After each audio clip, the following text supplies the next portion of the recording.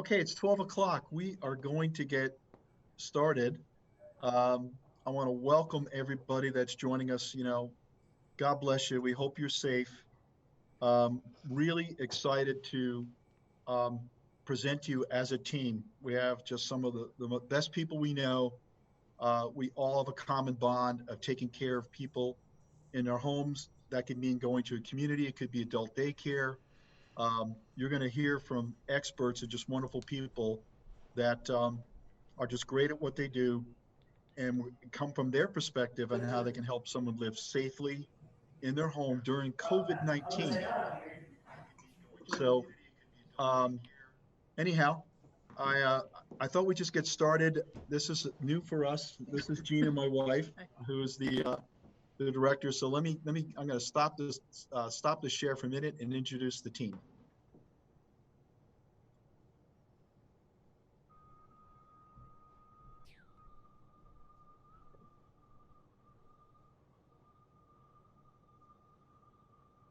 Okay, hi.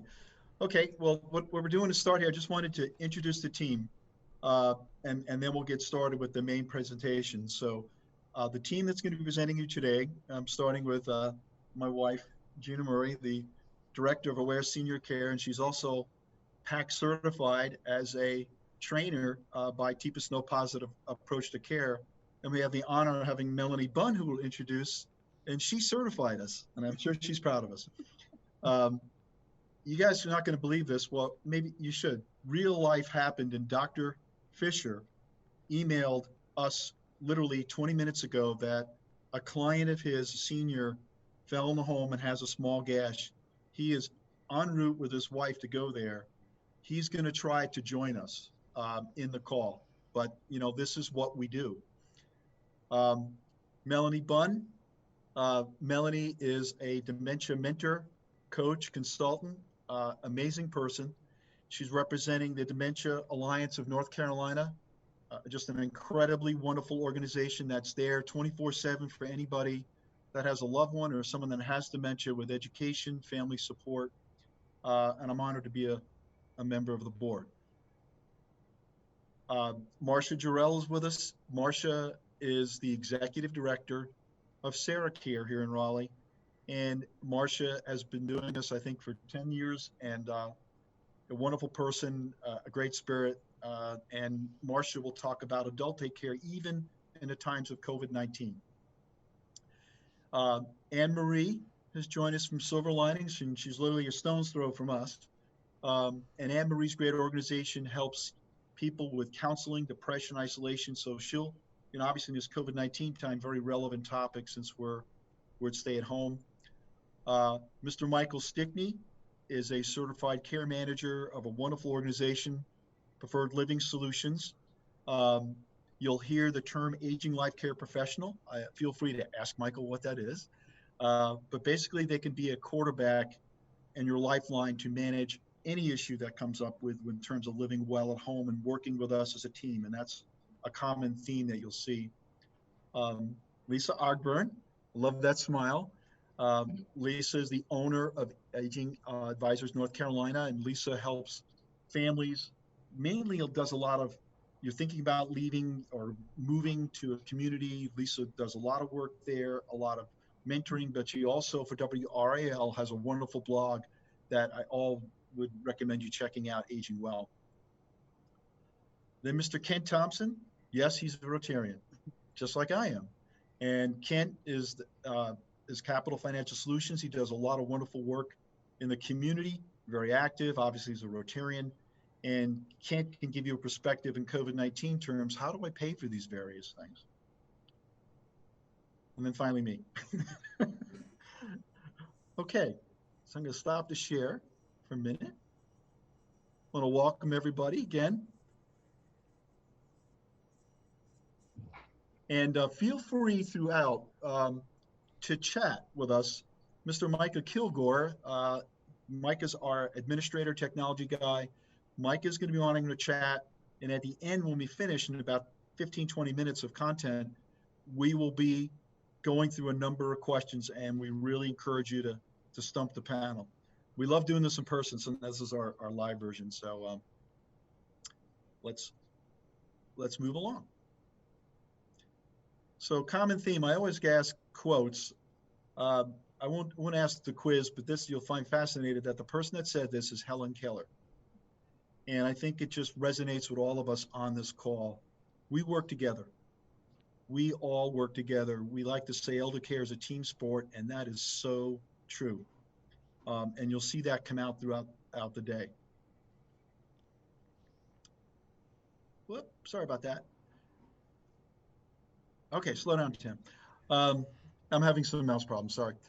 So what we're going to do in terms of today, I'm going to let Gina kind of take the lead of, from a COVID-19 perspective, assessing your needs in life at home. What can you do to make the best of it? It's tough. It really is. And then what's great is, who do you call? Not Ghostbusters. Who do you call? You call this team, or around the United States, there's great home care agencies. Some of them are on this call, and great resources. It's a team sport. So what we're going to do, those of you who are familiar with the movie Up, one of our favorites, we're going to meet Carl, and Carl's got some challenges at home. So we're all going to help Carl out, and each one of the panelists are going to talk about how they would help Carl, and then we'll close with a town hall Q&A. So what I'd like to do now is just turn it over to Gina and start the ball rolling with home care. And thank you all for being here. Many people get to stay home right now, and you can phrase it however you want. So you do have an opportunity, and perhaps more of an opportunity than you want, to start really assessing your life, or perhaps a loved one. You might be seeing things. So I'd like to start off with questions, and these are just true false questions, whether you're thinking about yourself, if you're a senior, or you've got a loved one that you're now thinking about. So true or false, or they need help daily with the routine tasks, or there's concerns about them living safely at home. Is my ability to function, it's changing. So of course that has to be old age. My routine is just gone, and my life has become unmanageable. And right now, I think many can associate with this. I feel so lonely. Well, there's no alternative because we're all stuck at home with this pandemic. So if your answers are true, you may want to reach out to some of the professionals on this panel to see if we can't help you. So maybe I've thought about moving, or I've been thinking about helping my parents move, but I can't imagine where to even start. Or I'd like to downsize. I don't know what these communities are. I don't know the different options out there. I wish someone would help me coordinate, maybe go to my medical appointments with me, understand my medications. Is there anybody that can do that? And I just don't understand the cost of these services. I don't know what the cost of the senior living options are. What is affordable to me? So this is to help you start thinking about it. Where are you, or where is your loved one? You have this opportunity to be at home. There's a lot you can do right now. So we know it takes a village. We love everybody on this panel. We refer back and forth to them, and we all work together. And we really reinforce that reaching out is truly a sign of strength. It is not a sign of getting old or being frail. It's reaching out. And we've also found that we've put home care services in. We have no idea how many crises we've avoided just by putting a little bit of support. Yep. So I am a registered nurse, so I recommend to everyone, and it's hard to do right now, but you always start with a really thorough medical exam. Don't assume it's aging, because there's things that can be fixed. So there's our call. So just to kind of give you a little background on him, he's a widower. And usually pretty active, likes to go out with his friends. His friends even drive him to church. He doesn't get it now. I don't know why nobody's visiting him. So what is he doing? He's calling his daughter all the time. So he also doesn't really understand the stay-at-home order. So he's still going shopping, and he's looking for his friends. His family's a little worried about him with this driving. So now his daughter's worrying about him because she's spending more time with him. He's not taking his medications. Now she's really wondering. She's also noticing he's wearing the same clothes. He said, what difference does it make? He just seems really forgetful. So they've had conversations about, maybe the big house is too much now that he's a widower. But the conversations never get anywhere. So maybe he needs someone to reach out to him and help him. He's looking at me to change the slide. Okay. Oops. So what would home care do in this situation? We look at the whole picture. We look at their environment, we look at their support structure, as well as what their physical challenges are. We are still serving clients. We still are taking new clients to help them stay healthy and safe at home. We currently aren't taking simple companion care clients, the kind where we would do some shopping and just household tasks. Right now, during the pandemic, we are looking at people who truly need help. They're coming home from rehab. We have families bringing loved ones home from nursing homes because they don't want them in there. So we're looking at a true need. We are taking extra precautions. Our whole staff, our caregivers, they get daily questions they have to answer about, have they run a fever? Do they have any symptoms? They ask the questions of the clients and the families when they arrive. Extra special washing hands, and they're all wearing masks during visits now. We let families know we are continually reassessing. We're helping a family gentleman came home from rehab, and right now he needs us around the clock. A week from now, he may not. So we try to reassure families what we start with is ever changing. The first thing I would tell Carl was he needs to have a good medical exam because I see some big red flags with him. He needs to be checked out by his doctor, even if it was virtually. So our next slide is Dr. Ben. Yep. I think Dr. Ben is not available. We'll see later on if Ben his plan was to join us in the call, which would have been really cool, but obviously his senior takes first. So we'll move beyond Ben right now, and we're going to hear from Melanie. And as Gina mentioned, Carl has shown some signs of dementia. At times has been really confused, some short-term memory, and really is struggling. Gina is the role of the daughter, right? He doesn't understand why he can't go out right with his friends anymore, and he's not happy about it, right? Maybe he can't remember that he can't go out. So right. What Melanie speak to. So Melanie, could you speak to a few things to the audience on, being the Dementia care expert on how we could approach Carl and get him in a good state? I would love to, and I would love to speak for the next 4 hours. So that's why I set my clock, so I know I've got my 2 minutes. So the things that I've got some things there to pay attention to, but the one I want to really emphasize for this group is the idea of not arguing with that person, because as soon as I tell Carl, if I tell any one of you, if I say to Michael, you cannot leave this call. What's the only thing you want to do right at this moment in your life? Leave this call. Exactly, right. Even though you haven't had your turn yet, and even though you were passionate and so excited about talking about you just now, all you're thinking about is, I want to leave this call. So if I tell Carl, there he goes. If I tell Carl, you can't leave your house, all Carl is going to think about is, how do I leave the house? Instead, if I engage and I say, Carl, it is so frustrating to have all these people telling you that you can't go out, and I hate that for you. So listen, when this is over, where's the first place you want to go to? So I'm going to say, Michael, when this is over, what's the first place you want to go to? An establishment that sells beverages. Okay, you know what? I have a gift card to you to your favorite bar. Now, do you like me a little bit better? I do, much. Yeah. Are you going to be more responsive to me? Yes, I am. Are you open to me now? Please tell me more things that you'd like to say. And that's getting to, do you have a little bit of hope? Much more. Yes, I see that bar at the end of the tunnel. You've got that view at the end of the tunnel. And now I've also supported local business. So yay. Double win.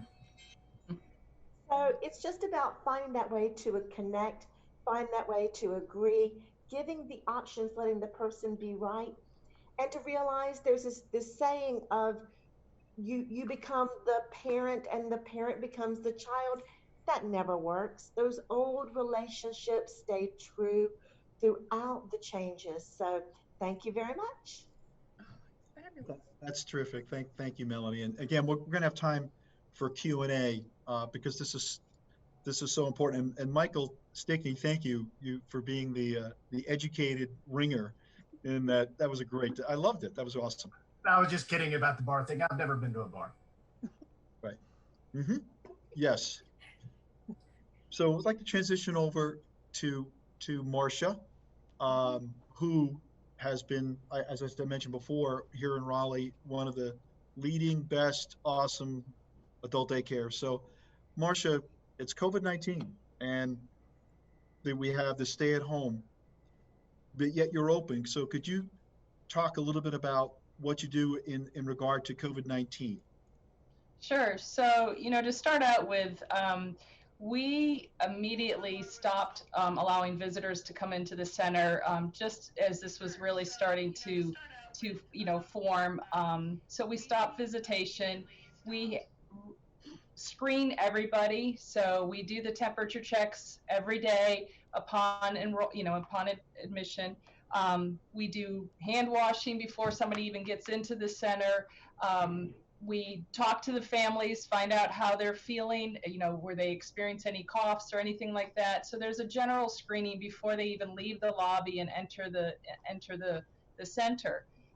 We also ask families if they happen to arrive at the same time to not come into the center until the other family leaves so that we can maintain that social distancing.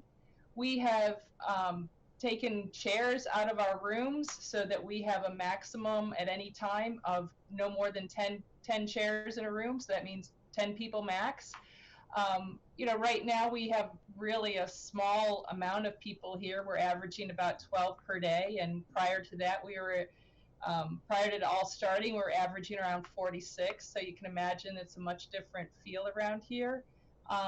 But we're doing everything that the CDC says we need to do in terms of social distancing, washing hands. I mean, we do that all day long. We clean surfaces all day long. We have minimal staff here, but we have the same staff here. And, we're taking every bit of precautions that we can to, continue to offer a safe environment for people that absolutely need us. There are essential caregivers essential workers that are caregivers that need us to be open. And then frankly, there are caregivers that absolutely need the respite. They need that relief from the care of the person at home. So we're doing what we can to minimize the risk, and we're going to continue to stay open because we know the need is great. Thanks, Marcia. And, God bless you and the staff. I think we all got to make decisions, and it's great that Marcia is doing what she's doing in a limited capacity, because the effect, not only a person who has dementia or what needs the socialization, it's the son or the daughter, and the effect it's having on them. So thank you. Okay, at this point, wanted to turn it to Anne Marie, who is a founder of Silver Linings, and they do a lot of counseling, and I know them a lot because they helped me out with my mom. So, Anne Marie, what can you say to the audience in terms of this isolation, dealing with depression? Well, first, thank you for entrusting your mother with us. We are thankful for that. What an amazing woman. When we talk about clients and we talk about COVID and we talk about people struggling with depression, I also want to mirror what some of the other colleagues have said. We are still open. We are still doing some home visits, very cautiously, washing our hands a million times, masks, gloves, the whole nine. But there's some people that need the therapist, that don't have access to two-way audio and video as this communication Zoom or some other format, and they have Medicare and they don't have the means to see us, so we do that. Our office is open with limited staff and a limited schedule for the clients that still need to come in. They need to have that one-to-one face-to-face with a distance conversation because they're struggling. Mental illness doesn't take a break because COVID-19 took over. Mental illness doesn't take a break because someone's depressed. Depression is part of mental illness. So when we talk to people that are depressed or struggling or don't know how to get through their day, like Carl, you know, I used to go out and see my friends. I used to might go to the bar and drink or hang out or do whatever, and we can't do that anymore. We're at home. And if our children are still working, then we don't get to see our children very often, or maybe our children aren't working, but now they're living with me full time. And oh my gosh, my little one-room house wasn't meant to have my kids in it, and me, and their dog, and now we're not getting along, and I don't want to get out of bed because everyone's there, and they're telling me how to clean my house when it's my house, and all the conversations of, well, you can't leave, are depressing me. I all I do is sit in my room all day and watch, CNN. And by the end of, lunch, I'm depressed. All I've heard is COVID, COVID, COVID. People are, they're not surviving. People are struggling. This is happening. So I'm recommending to every human being on earth, and to our seniors especially, take breaks from listening or watching the news. Don't talk to your kids about Corona every 5 minutes. Let that conversation, it is important. And there's a time and a place for it. But if it becomes your primary focus in life, it's going to get depressing. Take 6 deep breaths if you're able to. Just sit in a chair, stand, find a comfortable place, and just take 6 deep breaths. I'm going to encourage everybody now just to take a quick pause, your eyes, and take 6 deep breaths as comfortable as you can, and allow yourself just to be in the moment and be in this wonderful video. That's great. Thank you so much, Anne Marie. And I think I know in this group we call each other, and there's nothing just like a phone call. Nothing. How are you? And I just admire that a lot when I've gotten called, not only from family, but our colleagues in the industry, asking how they're doing, because we're all dealing with this just like you all, and it's great advice that Anne Marie has and Melanie had. So thank you, Anne Marie. Thank you. Okay, well, you heard a little bit from Mr. Michael Stickeny. Now he's going to come from the different perspective. Michael and his team, we work with a lot. That they're aging life care professionals, geriatric care managers. You may have heard that term. So, an incredible resource to have on your team. So, Michael, what can you do for our buddy Carl and his questions and his struggles? I think one of the things that I would want to help Carl with would, I think of it with myself and with my parents too. I know that when you start thinking about yourself and the fears that you have, that's kind of when the anxiety really starts to creep in, when you start to be so introspective all the time. But the other thing that my parents reminded me of, and have reminded me of over the past couple of months, is they will call me. They're interested in how I'm doing, and that helps them to know how I'm doing. So I think it would be very important for Carl. You don't want to just assume that because Carl has dementia that he forgets about his natural circle of support around him, his family members, the people that he sees on a regular basis. So you want to help him with that, and that's something I would do. Is I would help Carl, to create that list of those people who was important to him. And you don't want to assume that it's just family members. It could be the cashier around the corner of the little shop that he goes to 2-3 times a week. And if it's possible to find out that person's phone number, so Carl could call that person up and say hello, or get a note to that person or from that person, especially something visual that maybe they could keep. That would be a wonderful thing for Carl to be able to see over time.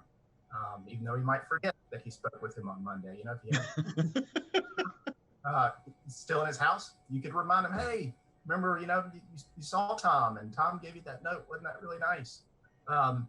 The other thing I've found also, I'll go back to my parents, had a very joyous discussion with my mother, trying to get her to be able to utilize Zoom.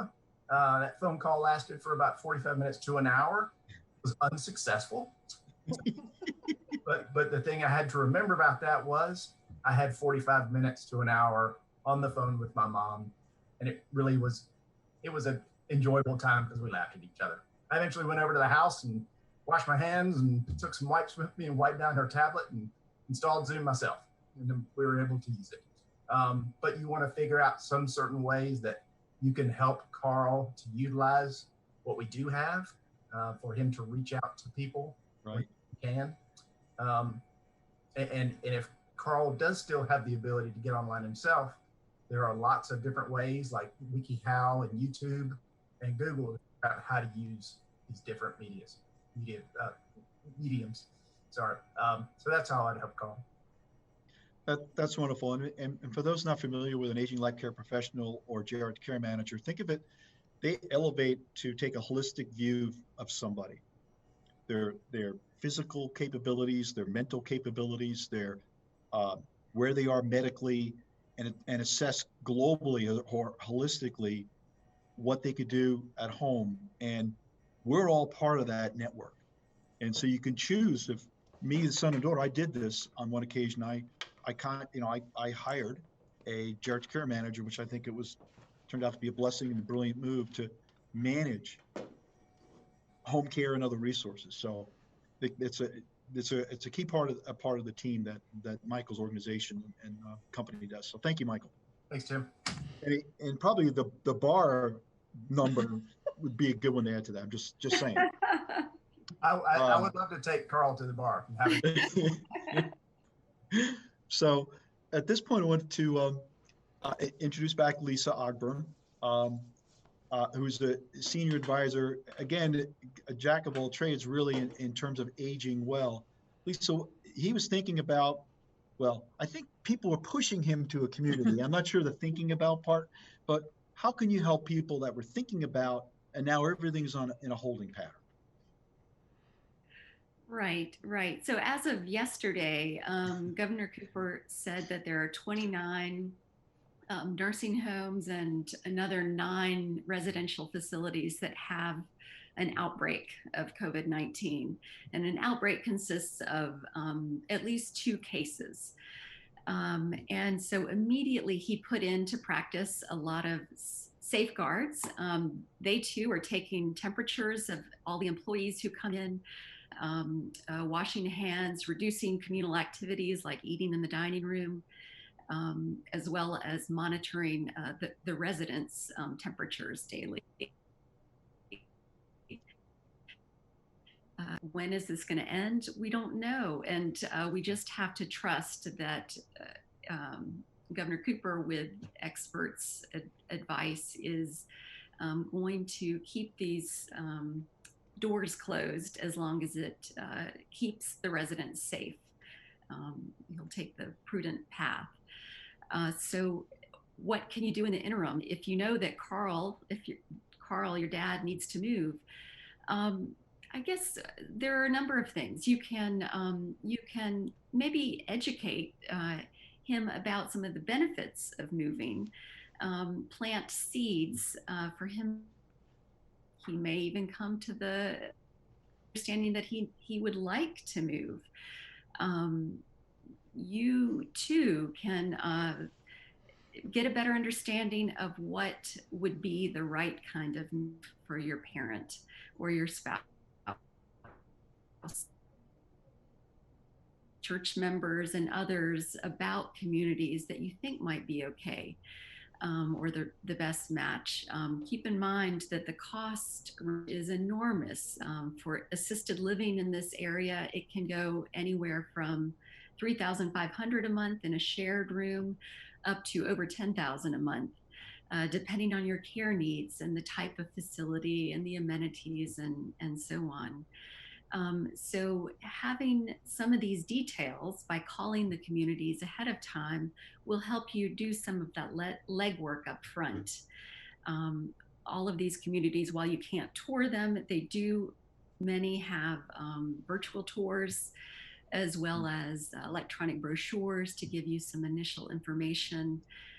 So it's not time lost while we're waiting for them to reopen. It can be more preparation time so that you're poised and quickly as possible. That's perfect. There are times even our business unit says, I'm going to use this downtime, although I'm not quite sure what she's saying, to plan, you know? And that's really perfect situation. Well, this is making the best of COVID. It's like, okay, we can't go right now, but I can really get an understanding with dad, what goals are, what's best for him. And then working with Liisa or Michael, you can get a partner to skinny the list, and Liisa can do, I'm not trying to oversell Liisa, but I mean, when they do open up, Liisa can go with you on tours. You can have Michael do these footwork. So know that here's a top opportunity. If you were mom or dad, or you're thinking to go to community, work with a professional and get it all kind of ready. So when the door starts opening up, you really have a good plan in place of your skinny list. So thanks, Liisa. Sure. Okay, this is one of my favorites. Look at Carl. Oh my gosh, how am I going to afford this? I can't do it. And then luckily we have Kent, fellow Rotarian. Kent, how can you help Carl? Or what would you say to him? So one of the things that I think about is trying to plan ahead. Everybody's talked about having a plan, and planning ahead, I think, is certainly a wonderful thing. The problem is most people react at a time of crisis. And so they're having to make very quick decisions, and they don't really know what the ramifications of those decisions are. So in the beginning, I think one of the things that's been mentioned already is doing assessments. And I think what you might think about is assessing what the person's resources are. One of the biggest assets that many people have is their home. And so looking at the home and saying, is this home paid for? Would it be something I could leverage into monies that I could use to pay that $3,500 to $10,000 a month that Liisa was talking about? Is there a mortgage on my home? Do I have equity built up in there? Would it be possible to refinance? There are things called reverse mortgages. We don't do those, but there is a good plan to do that if you know the right people. So looking at the home and trying to see where that resource is a good start. Second start might be looking at savings. Does a person have a 401k, an IRA, or even their personal accounts? And a lot of people talk about their 401k is now a 301k or a 201k. But I will say that the market's been up 4 days out of the last 5, and it's up today. So we're not really planning about what's going to happen tomorrow unless we are in a crisis. But if we could plan to figure out what's going to happen in 6 months or a year, and having some idea of, if I do fall down and I've got a gash on my forehead, where am I going to go? Which hospital am I going to go to? If I come out of there and need rehab, which rehab am I going to go to? When I get out of rehab, am I coming home, or am I going to be going to assisted living? Or possibly I'm going to come home and have home health care, which still costs money. So we start to look at those areas as where are the resources. One of the nice things I hear from time to time is the children have been so successful that they're going to help out. They're going to start paying for that $4,000, $5,000, $6,000, $7,000 a month, which is wonderful. Another resource we look at is insurance. Is there a life insurance policy? Does that life insurance policy have cash value? Can you borrow out of that cash value? Would you consider cashing the policy in and taking that cash value? There are ways to sell policies. So it may be that when you first got your policy, you were covering mortgages and children's education and things like that. But now everything's pretty well taken care of, and you've built up a value that might be able to be converted into some other sort of source of money. Next thing I look at is health. Most health coverage, health insurance, most people have Medicare that covers about 80% of your expenses. Have you thought about, or do you already have a supplement or an advantage plan? Supplements are usually best gotten when you turn 65 or when you leave your company. There is some underwriting if you wait till later. Next thing I look at is long-term care coverage. Do you have a policy? Do you know where your policy is? Have you talked with anybody? Maybe the person who helped you with your policy is no longer in business, and you need some explanation of what the benefits are.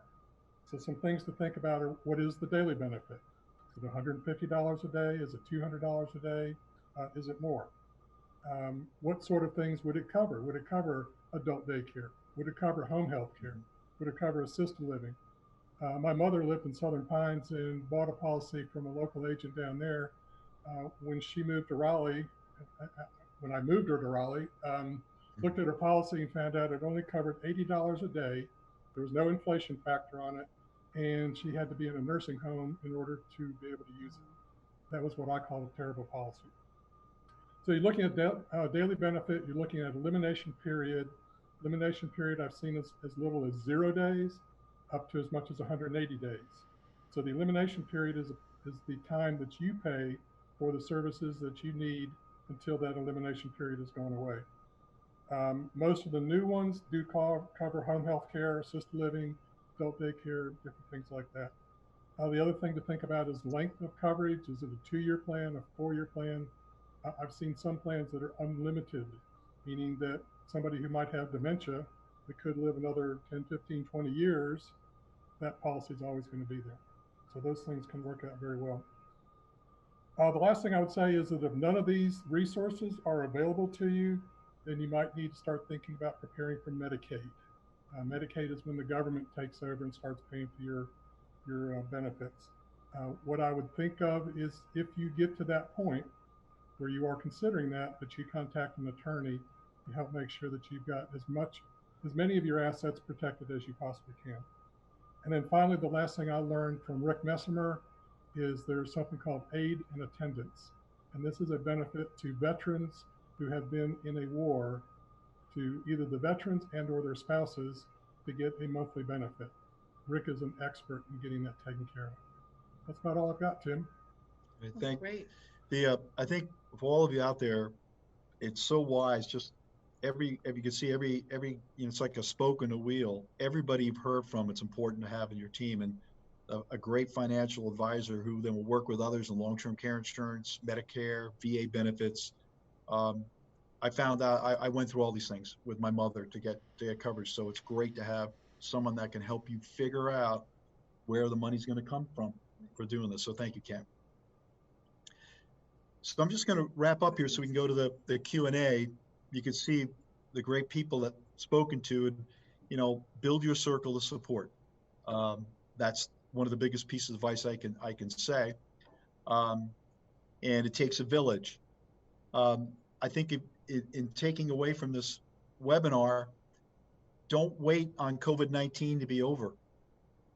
Make a move, make the plan, go for it. Making a plan is a good thing. You heard someone say, one of the team members, about being reactive. Your options are limited. So make that plan. And the thing about it is, it's not etched in stone. Make a plan, see how it goes. Like we do this in home care all the time. You start out one direction, you can completely go in another direction. You just got to be ready for the change, but do something. For those, there are great resources in North Carolina to COVID to keep yourself up to date. I've used all of these. Gina and I have called to advise, make sure we understand doctrine and how to take care of our employees and what we can do in this time period. So I thought I'd put it up there. So at this point, what I'd like to do, we are into the 40 minutes, but we'll take another at least 10 minutes. And Mike, if you could kind of poise some questions that we received via chat.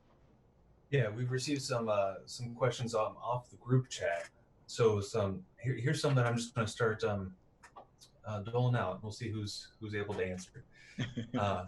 So one of the questions that was posed is, I'm nervous about anyone coming into the house right now. So what precautions are your caregivers and office staff taking? I think that one's directed toward home care there. I think so. I think so. Well, we our caregivers get a daily screening question. Not many of them have thermometers, but how are they feeling? How's anyone in their family? We're reinforcing the social isolation, staying at home. We provided all of them with masks. We did a mask making. And when they arrive, they ask the clients and any family members that are present, how are they feeling? Any symptoms at all? Again, washing your hands, washing your hands, washing your hands. They wear masks during the visits. We have told them that if they are in the other room, they can take the mask off. We had a client call yesterday and said, can't she take it off? So we said, if she's far enough away, she's there to protect you as well as to take care of you. So we're just being extremely careful. And we've posted on the houses, the families allowed us no visitors, appreciating the fact that, but you can call, the caregiver will help them with phone calls, but we appreciate no visitors because they're such a fragile population. That's a great question. Thank you for asking that. What's up next, Mr. Micah? There's one here for Miss Marcia. She was saying that I was attending an adult daycare center, but my neighbors have made me feel guilty for sending my loved one, so I stopped taking him. Now he's angry, and I see a decline in his cognitive abilities. What should I do? I think the first thing you should do is pause, take a deep breath, and perhaps accept the fact that your neighbor probably has never taken care of somebody with dementia, and it's a lot easier to say what somebody should do, and a lot harder to actually be in the moment with somebody with dementia. I would encourage that person to call the executive director at the adult daycare center where they were attending and ask them, what are they doing? What are they doing for screening? What are they doing for precautions? And then, just have an open and honest conversation with that executive director. And then from there, make your decision. I feel very strongly that people are going to really decline if they stay in their homes, for a long period of time through this. But the family themselves have to make that decision. And if they call the executive director, or they call the activity director, those people would be willing to talk about some different things that they could do in their home to help that individual. Adult daycare workers know those people. They know what works for activities. So they would love to share what works here, and what may work also in the home. So that would be my suggestion for that answer, or for that question. That's great. Yeah, just call somebody. Call the expert like Marcia. So that's a great question. Thank you. We received another question. How do I explain to a person with early dementia the need to remain at home? Just the person to answer that one. Where's Melanie? Well, I've already kind of figured out with my friend Michael there that telling them either way. So everybody do this. Put your hand right here. This is your frontal lobe. This is the last part of your brain to really develop. It doesn't really develop until late teens to mid 20s. Now take that hand and look at it like this. That is your insight. That is your ability to know, I've got this. So do this with me. I got this, or I need help. So what part of the brain do you think it's fragile, it's complicated, starts showing lots of change early in dementia? Right here. So a lot of time talking about memory, but we really need to spend more time talking about this, because this is your ability to understand, and this is why explaining doesn't work. The other thing that doesn't work is take your hand and put it like this. This is your ability to understand other people's perspectives. So I can see myself not very well. I also can't see the other person's perspective. So when we try to explain to people, we're worried about you. This is for your own good. This is for your own safety. We're doing this. We're expecting them to see it from our perspective when they don't have that ability to do that. And that begins to feel like arguing. So let go of needing to be right. Let go of expecting the person to understand why, to get your perspective of why, and instead make those connections about what we wish. So where do you really want to go? What do you need there? You were absolutely right. Fresh strawberries would be amazing. So then we call somebody, we have somebody drop fresh strawberries off, and we say, wow, look, the Easter Bunny brought us fresh strawberries. So we get to that underlying need, and sometimes it's the need to move around to get out of the house. So how can we do that safely? Sometimes it's the need to make that connection. How do we do that safely? So matching up what they're not getting with a strategy that really meets the need instead of pushing on people to try to get them to see it from our perspective or to understand what their perspective is. So take a deep breath and let go of needing to be right and be in control, and just be in that moment connected with that person. That's great. That's great. These are some of the things we learned in our training from Melanie, guys, and there's a lot of just that there's various ways to communicate, and you got to learn to not do it through verbal. You know, so you can see a lot of the hand motion, almost like sign language. Yes, sorry, I locked up there for a minute. Thank you, Melanie. You're awesome. Micah? Yeah, I have a two-part question for Anne Marie. The first part is, what do you typically do when working with a client that's depressed because of isolation? And they tacked on, and are your services covered by insurance like Medicare? Great questions. So I'm going to start with the second question. Yes, our services are covered with Medicare and most insurance companies. They cover telehealth, which is what we're kind of doing now, talking via two-way audio and video. It also covers in-person sessions, whether we come to you or you come to our home. The nice thing about Silver Linings in most mental health companies is if you call to request services, they will be able to tell you what's covered and what's not, so that you can then make some decisions on what works for you and your family. Having said that, if someone's depressed and they're feeling isolated, a phone call, a video call, a chat, a way to communicate with them that meets their needs. If it's someone you're living with, maybe setting up time to do something one-on-one with them within the home. It may not be something where you're sitting together. It may be you're in different rooms, but you're doing something that gets them active and talking to you. I know my mother in New York, I'm calling her daily saying, what are you up to, Mom? What's been going on? What's the weather like? What's in the backyard? How's the dog doing? Things like that, so that they feel engaged and they feel like they've got something to look forward to. Well, that's great. That's great, Anne-Marie. Thank you so much for that. Absolutely. Well, probably have time for just a couple more questions. Micah, do we have anything else that come in? Yeah, there's a few more questions. One is just a general comment to the panel. It's I find myself watching a lot of news, both on the TV and on my smartphone or tablet. Is it good that I stay informed, or can there be too much information? I think anybody in the panel could answer that question.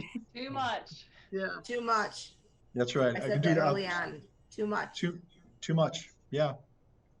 I think one of the takeaways, I think it's well published even in CDC, is kind of limit your news consumption. You know, get the facts and so forth, but too much can be a not so good thing, especially when it's constantly negative. I'm looking forward to more news about, you know, the plateau kind of evening out, people recovering, that in balance with the other stuff. So that's a really great question. Okay. Any others, Micah? Yeah. Someone's looking for a care home for their parents, and they've chosen a place. So their question is, what can we do ahead of time in order to make mom's move as smooth as possible when things finally open back up? Yeah, that's a great thing to think about. In this time where we don't have control, care homes will be closed. We can have control over doing some legwork up front. Specifically, you may have been given a packet of surveys about your parent or your spouse that can be answered ahead of time. Often all of them have you gather paperwork like Social Security cards, Medicare cards, if there is a DNR or do not resuscitate, or a MOST form, short for medical orders for specific treatment. These will all be required at the moment when your parent does move. If they have a long-term care plan, you might call ahead and see how to get that in force immediately upon move-in, or you might work towards elimination days before moving in through some home care at home to help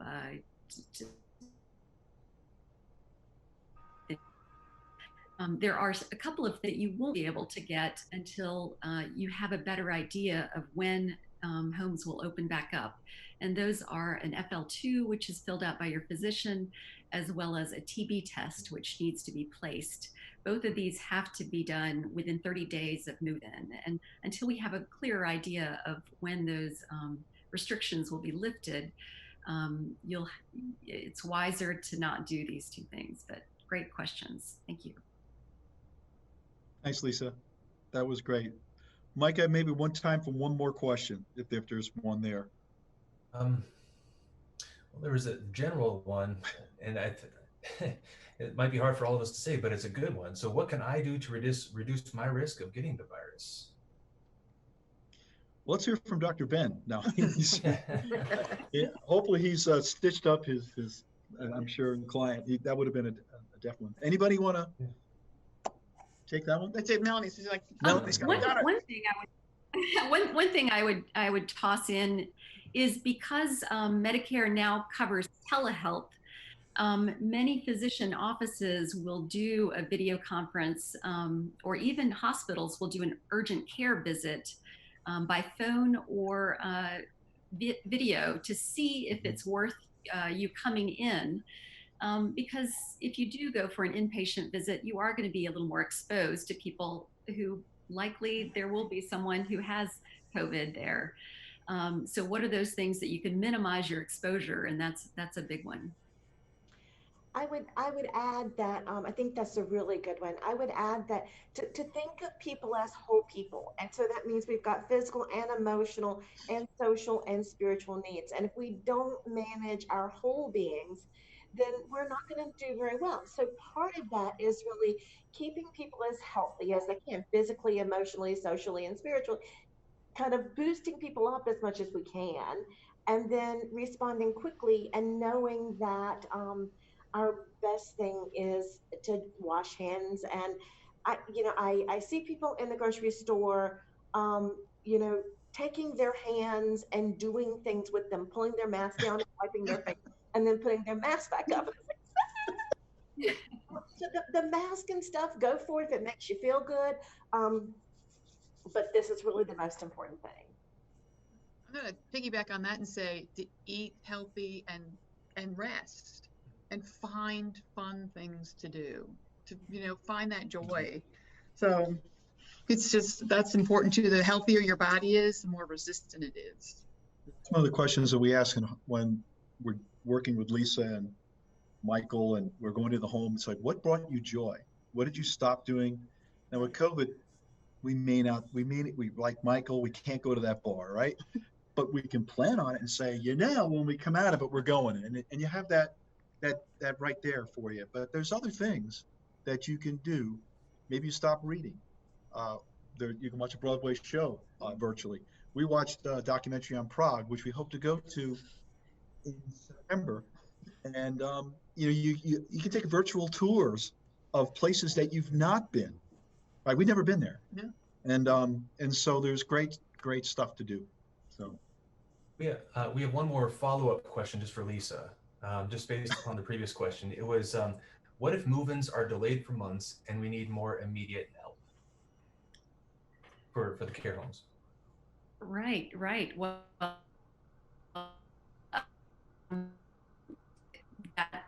that'd be a good time to call a home care agency, as well as daycares. You might gather information, and it's as Tim and Marcia and everyone else has said, it's a puzzle that's always changing.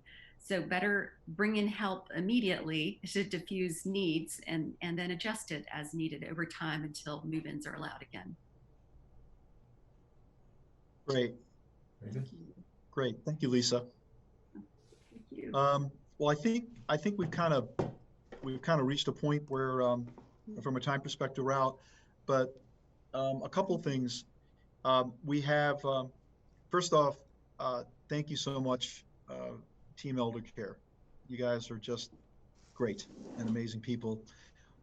This was fun. I think we draw so much energy and inspiration from our partners in this.